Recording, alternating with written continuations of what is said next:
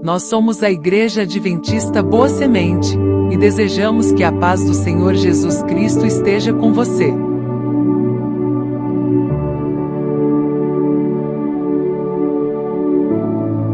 Estamos muito felizes com a sua companhia.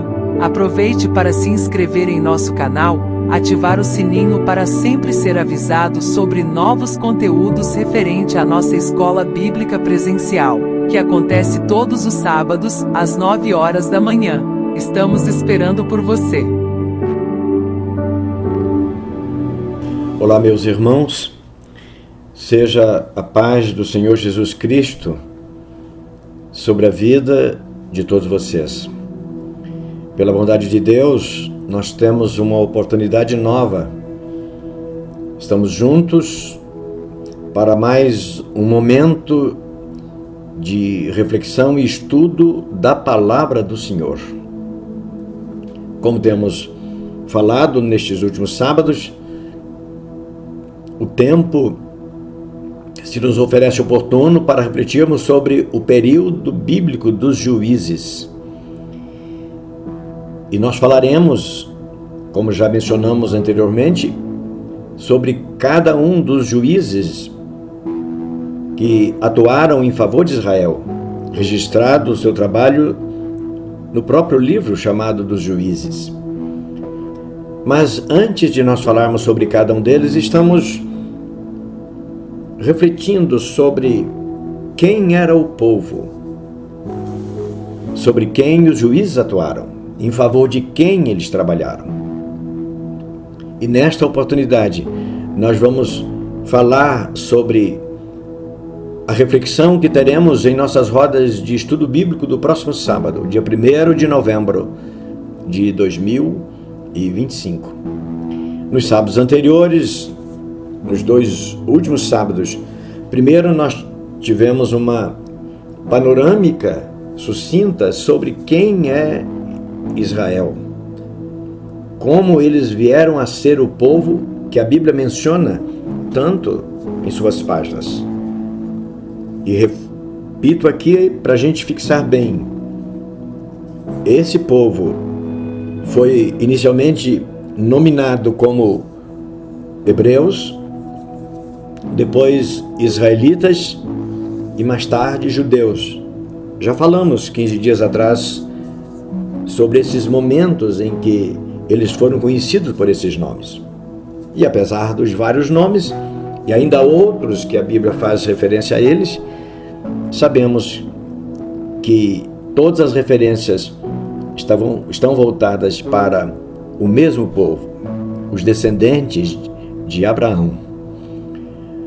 Falamos, num segundo momento, sobre o momento a partir do qual eles se instalaram nas terras de Canaã. Agora, não mais um povo cativo. Ali, eles passaram a viver como um povo livre. E nós nos referimos a esse momento como uma grande frustração, que foi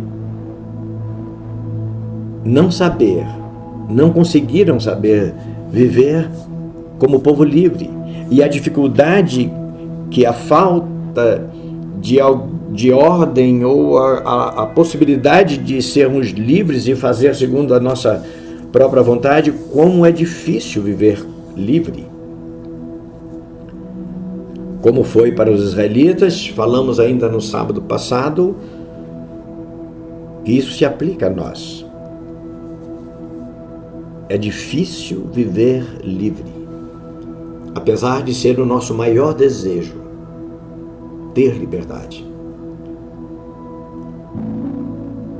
E falamos nesses aspectos para a gente pensar que a vida nossa, apesar de tão distante no tempo, também nós, vivendo num contexto totalmente diferente, podemos sentir na pele a vontade de ser livre, que todos nós carregamos, cada um de nós carrega. E como somos, por vezes, enganados pelo nosso senso de liberdade. Chegamos até a comentar no sábado anterior que as piores atrocidades que as pessoas, que alguém tem aqui ou ali realizado, as piores atrocidades, elas foram realizadas por mãos de pessoas que teve a liberdade de decidir fazer como entendeu bem fazer. E que, por outro lado, as pessoas que vivem subjugadas, debaixo de um jugo, elas geralmente não fazem coisa errada. Porque elas não têm liberdade de decidir fazer isso. Elas têm que seguir à risca aquilo que lhes é ordenado fazer. Então, a liberdade é traiçoeira nesse aspecto, a ponto de possibilitar aquele que está vivendo em liberdade, fazendo o que deseja fazer, da forma como deseja fazer, ele acaba avançando e praticando atos totalmente reprováveis. Mas falando no sentido de servir a Deus, antes ainda de falarmos sobre os juízes, é o tema que nós vamos abordar hoje, sobre as dificuldades de viver obedecendo a Deus. Como é difícil obedecer a Deus. Esse senso de desobediência foi impregnado na vida humana desde Adão. A vida estava tão boa, nada lhe faltava, e mesmo assim ele desobedeceu. E a gente vai refletir sobre isso hoje, as dificuldades para viver obedecendo, em obediência a Deus. E vamos falar isso com base na história dos israelitas.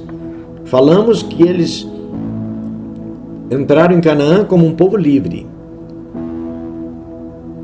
E a liberdade serviu como um laço para eles. E hoje nós vamos refletir, de um modo geral, como o ser humano tem dificuldade para obedecer a Deus. Os israelitas servem como pano de fundo para a realidade que nós vivemos hoje. E o texto base que nós temos para a nossa reflexão, livro dos Juízes, no capítulo 2, versos 12 ao 17. Aliás, hoje nós vamos passar por alguns textos aqui do livro dos Juízes. E olha no capítulo 2, versos 12 a 17, falando dos israelitas vivendo a sua experiência de liberdade ali. Está registrado assim a respeito deles: e deixaram o Senhor, o Deus de seus pais, que os tirara da terra do Egito, e foram-se após outros deuses, dentre os deuses das gentes que havia ao redor deles, e encurvaram-se a eles, e provocaram o Senhor à ira, porquanto deixaram ao Senhor, e serviram a Baal e a Astarote, os principais deuses da terra. Pelo que a ira do Senhor se acendeu contra Israel, e os deu na mão dos roubadores, e os roubaram, e os entregou na mão dos seus inimigos ao redor, e não puderam mais estar em pé diante dos seus inimigos. Por onde quer que saíam, a mão do Senhor era contra eles para mal, como o Senhor tinha dito e como o Senhor lhe tinha jurado, e estavam em grande aperto. E levantou o Senhor juízes que os livraram da mão dos que os roubaram. Porém, tampouco ouviram aos juízes, antes se prostituíram após outros deuses, e encurvaram-se a eles, e depressa se desviaram do caminho por onde andaram seus pais. Os seus pais andaram nesses caminhos ouvindo os mandamentos do Senhor, mas aquela geração que entrou em Canaã não ouviram a palavra do Senhor, não fizeram assim. Antes de nós entrarmos para o nosso roteiro, uma pergunta que eu faço e eu peço que você pense: a tua obediência ao Senhor, ela é absolutamente espontânea?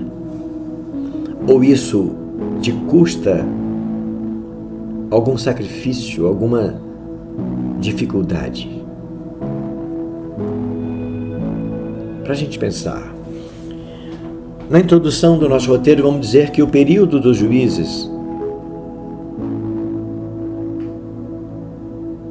esse período em que Israel precisou da ajuda eventual de algum líder para defendê-lo da opressão sofrida por parte de algum povo, geralmente vizinho de seu território, conhecido então na Bíblia como o período dos juízes, é esse período lamentável, fracasso seguido de fracasso. Nenhum dos fracassos, nenhum dos sofrimentos serviram como lição para que eles se endireitassem diante do Senhor. Por isso, tantos fracassos. Esse período durou cerca de 300 anos, com início aproximadamente 1350 a.C. e até 1050, fixando o tempo na história. Foram 12 os juízes, e seus nomes, pela ordem que atuaram, são Otiniel, Eude, Sangar, Débora, Gideão, Tola, Jair, Jefté, Isbã, Elon, Abidom e Sansão. Depois de Sansão e até Saul ser ungido rei de Israel, Samuel e seus filhos Joel e Isbã atuaram numa espécie de juízes líderes sobre Israel. A liderança de Samuel e de seus filhos envolvia mais que uma atuação esporádica. Eles atuaram como líderes permanentes. Samuel trabalhou muito em favor de Israel. Depois, os seus filhos também, mas eles tiveram certa dificuldade. Samuel foi um bom líder, mas seus filhos não. Eles fizeram o que era mal também como líder sobre Israel. E o resultado foi o pedido de um rei pelos israelitas. 1 Samuel, no capítulo 8, vai nos mencionar isso, os primeiros versos desse capítulo. E sucedeu que, tendo Samuel envelhecido, constituiu a seus filhos por juízes sobre Israel. E era o nome do seu primogênito Joel, e o seu segundo Abias, e foram juízes em Berseba. Porém, seus filhos não andaram pelos caminhos dele, antes se inclinaram à avareza e tomaram presentes e perverteram o juízo. Então todos os israelitas, os anciãos de Israel, se congregaram e se reuniram e vieram numa audiência a Samuel em sua casa em Ramá e lhe disseram: eis que já estás velho, e teus filhos não andam pelos teus caminhos. Constitui-nos, pois, agora um rei sobre nós, para que ele nos julgue como o tem todas as nações. Irmãos, para a gente pensar, olha só, nós falamos em algum momento já que não somente o povo teve dificuldade para viver a liberdade em obediência ao Senhor, mas alguns dos próprios juízes, os filhos de Samuel é um exemplo clássico disso. Eles foram pessoas tão levianas que o resultado foi o povo se reunir, falar com o velho Samuel e dizer: não dá, seus filhos não têm uma conduta apropriada, seus filhos têm dificuldades para servir ao Senhor. Nós queremos servir ao Senhor com seriedade, com honra ao Senhor. Nós queremos uma liderança que seja firme sobre nós. Então constitua sobre nós um rei, como as outras nações têm. Alguém que vai nos dirigir com eficácia, com cuidado, com zelo. Isso demonstra no que nós temos hoje no nosso tema, as dificuldades que o ser humano tem encontrado ao longo do tempo para servir a Deus. Eu repito aqui, porque essa é a nossa finalidade, o nosso foco hoje.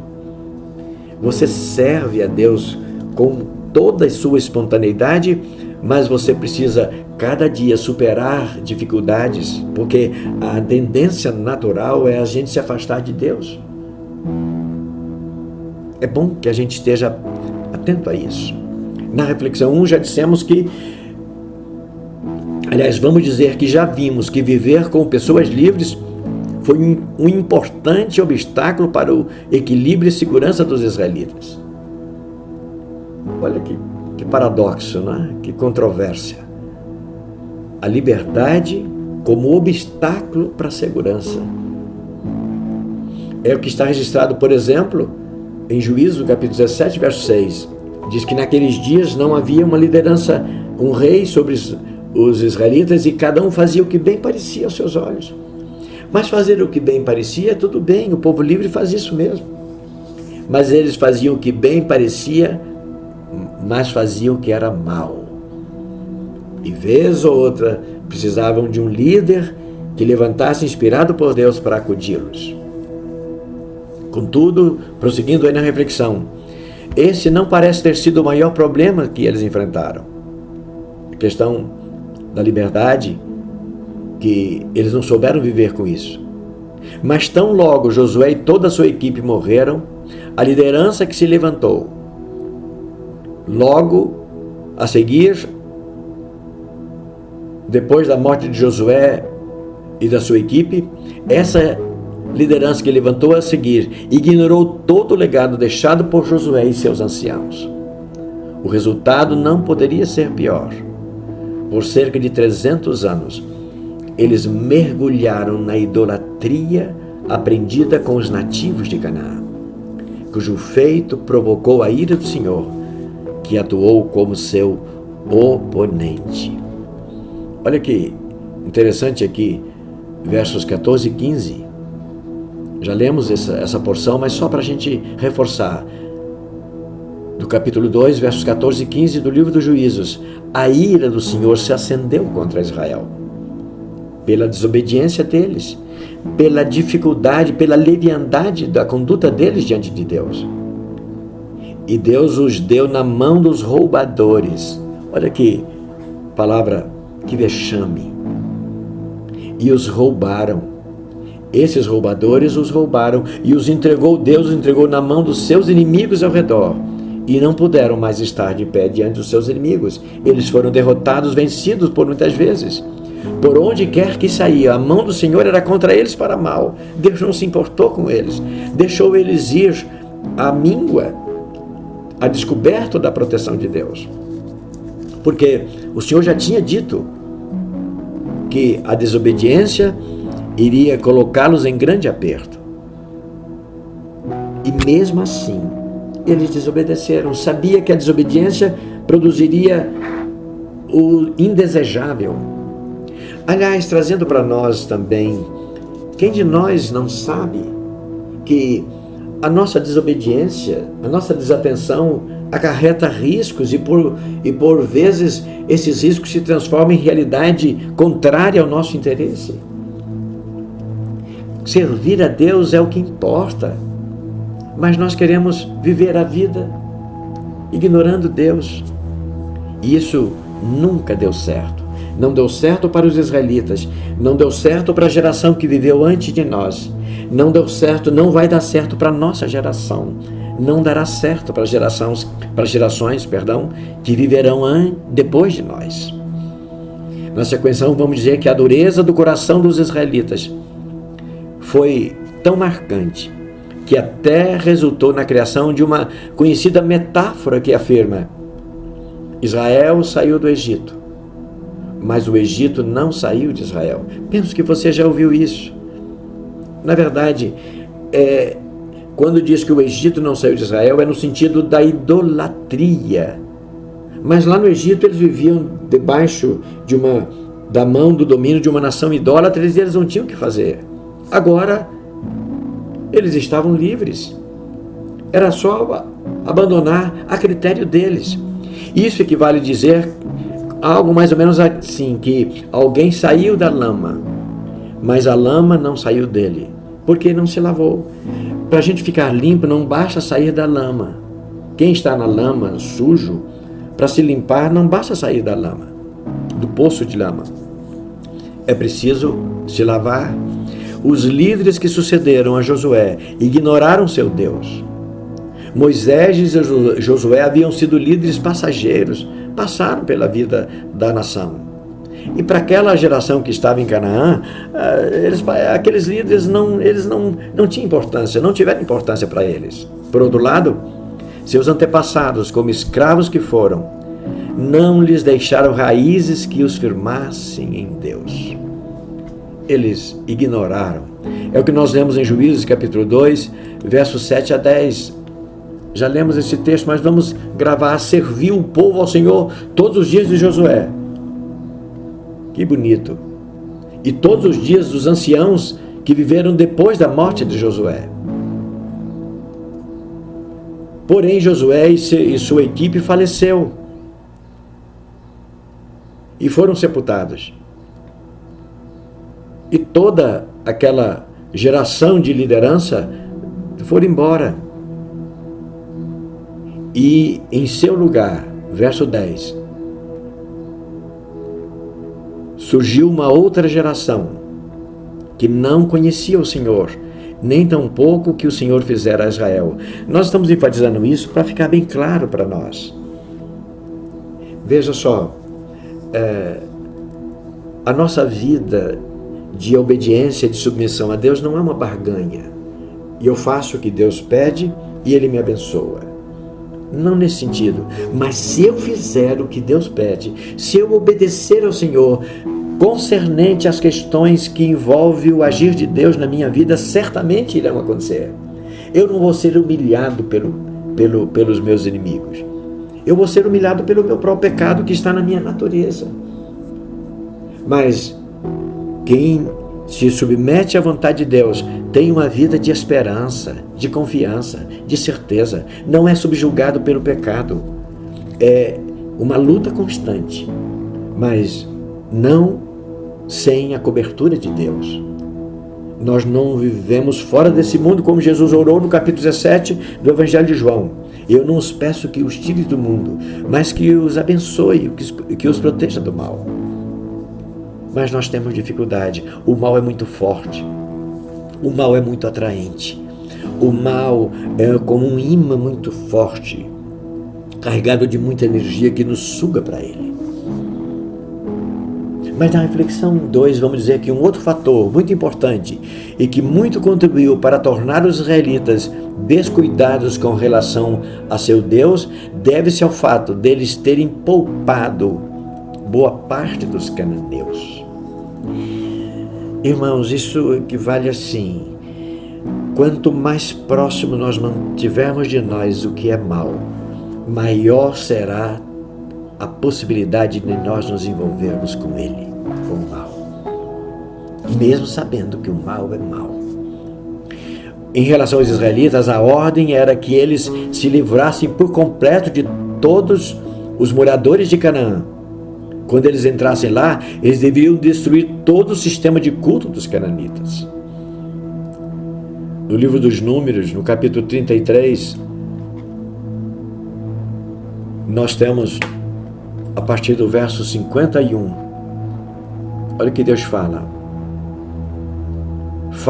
Diz para Moisés: fala aos filhos de Israel e dize-lhes: quando houverdes passado o Jordão para a terra de Canaã, lançareis fora todos os moradores da terra diante de vocês, e destruireis todas as suas figuras. Também destruireis todas as suas imagens de fundição, e desfareis todos os seus altos. E tomareis a terra em possessão, e nela habitareis, porquanto vos tenho dado esta terra para possuí-la.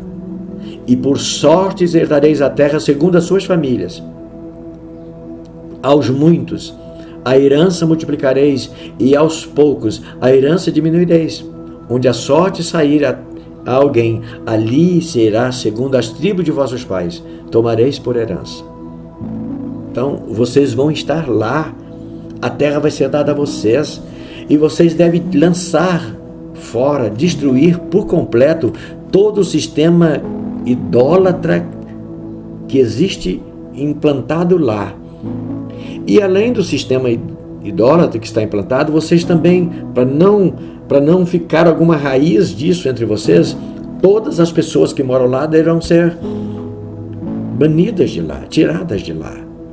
Mas os israelitas não fizeram isso. E o resultado é que os cananeus que ficaram entre eles foi um laço que os aprisionaram e lhes oprimiram em todo o tempo. Ainda, pensando aqui no livro dos Juízes, no capítulo 2, a gente vai ter isso nos primeiros versos.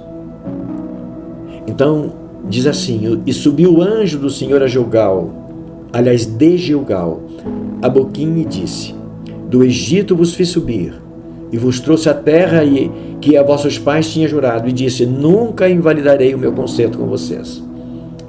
E quanto a vós, eu disse lá: não fareis concerto com os moradores da terra. Acabamos de ler lá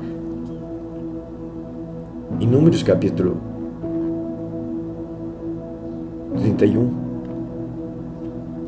Antes derrubareis os seus altares, mas vós não obedeceste à minha voz. E por que vocês fizeram isso?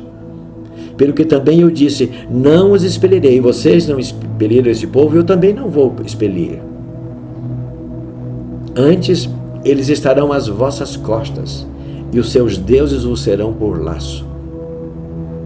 E sucedeu que o anjo do Senhor, tendo falado essas palavras a todos os filhos de Israel, o povo levantou a sua voz e chorou, pelo que chamaram aquele lugar de Boquim, que significa lugar dos pranteadores, ou lugar do choro.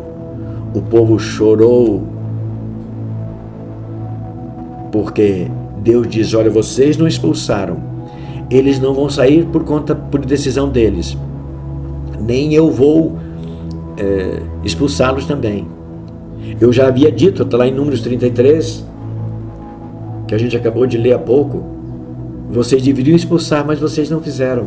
Irmãos, isso acarretou uma dificuldade enorme, e os israelitas carregaram esse peso do pecado, da sujeição aos povos inimigos, foram perseguidos o tempo todo da história de Israel.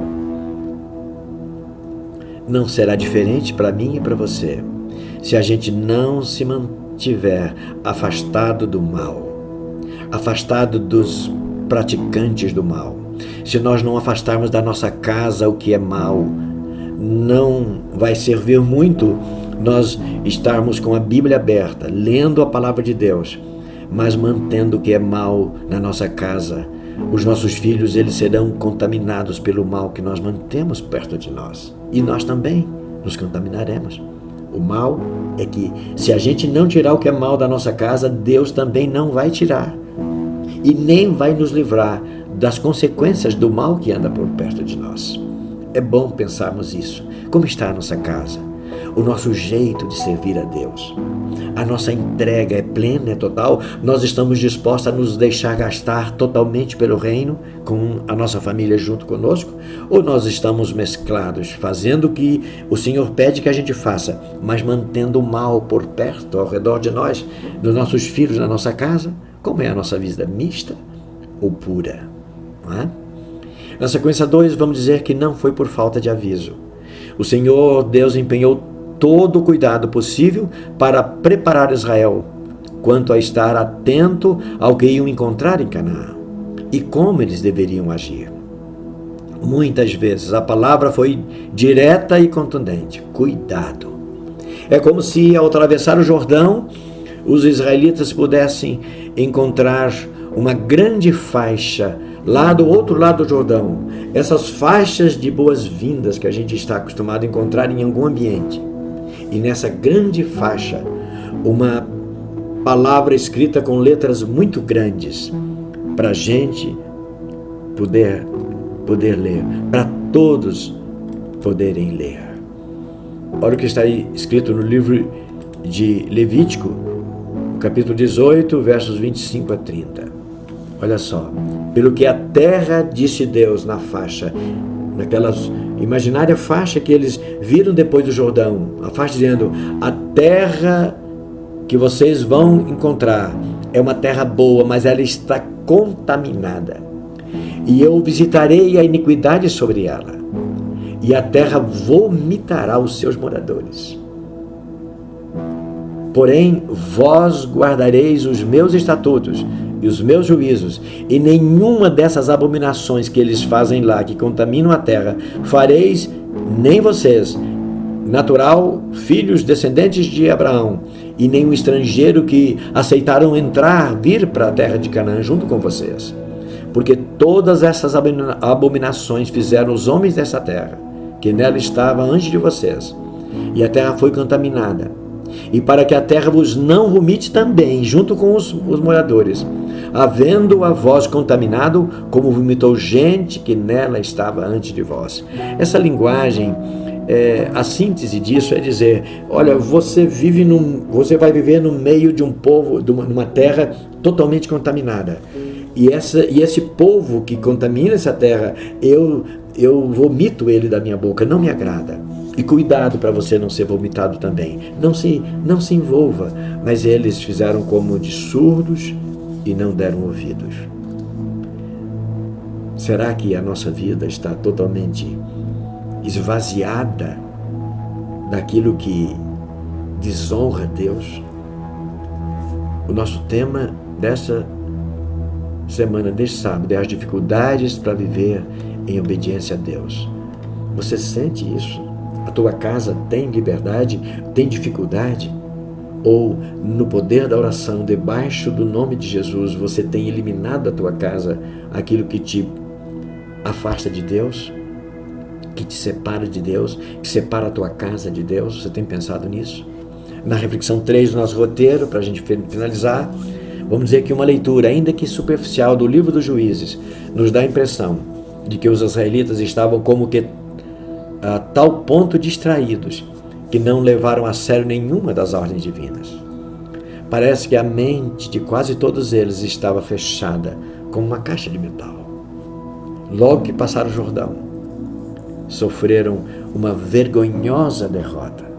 Foi horrível o resultado, mas parece que nada daquilo foi uma lição significativa. Josué, no capítulo 7, narra um episódio bastante difícil.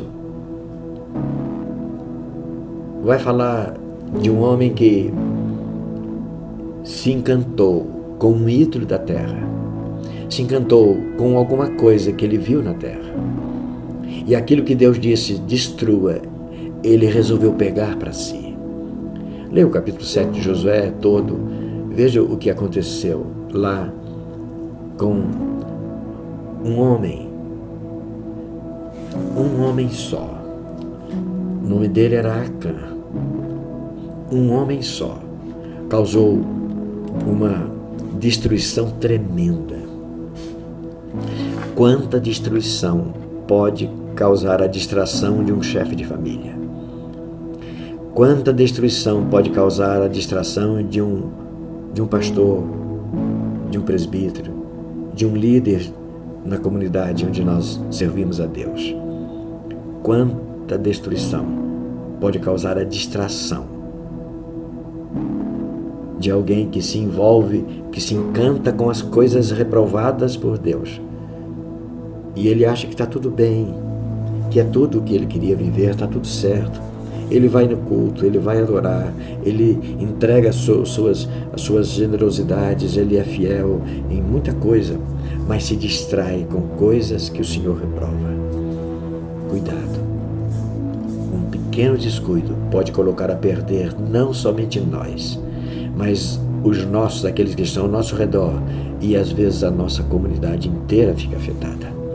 Vamos pensar nisso. Como é difícil servir a Deus, porque nós nos encantamos com aquilo que está ao nosso redor. E o período dos Juízes mostra quanto sofrimento pode ser evitado apenas como gesto de obediência da nossa parte.